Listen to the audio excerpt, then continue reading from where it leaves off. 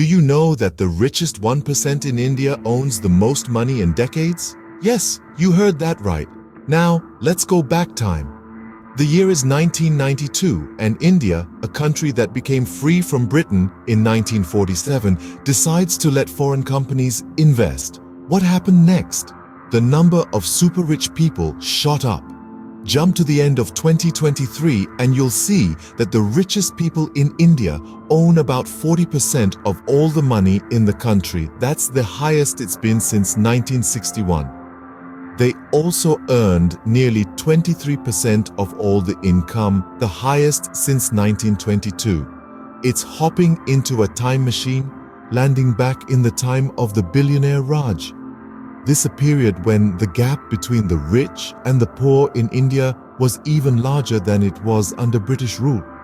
If you're concerned about India's wealth inequality, please subscribe to our channel and share this video with others.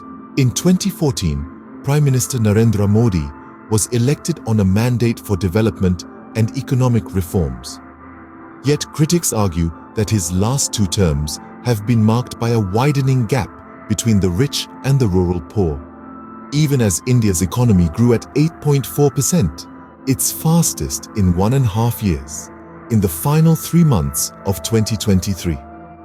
The Wealth Inequality Lab argues that factors such as a lack of education have trapped some people in low-paid jobs, depressing the growth of the bottom 50% and middle 40% of Indians. Forbes Billionaire rankings show an astonishing climb in the number of Indians with net wealth exceeding $1 billion, rising from just 1 in 1991 to 162 in 2022. Among them are Asia's 2 richest men, Reliance Industries' Mukesh Ambani and Adani Group's Gautam Adani.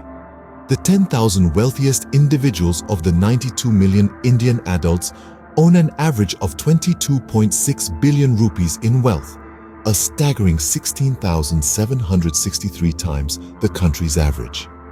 The top 1% possess an average of 54 million in wealth. Yet, not all is doom and gloom. According to the Indian government's chief economic advisor in December, measures such as subsidized grain distribution, spending on education and health, and direct cash transfers via a rural job scheme have helped to distribute income more equally. So, there you have it. A snapshot of wealth concentration in India and the measures taken to level the playing field. It's a tale of staggering wealth and stark inequality, but also of hope and efforts towards a more equitable distribution of resources.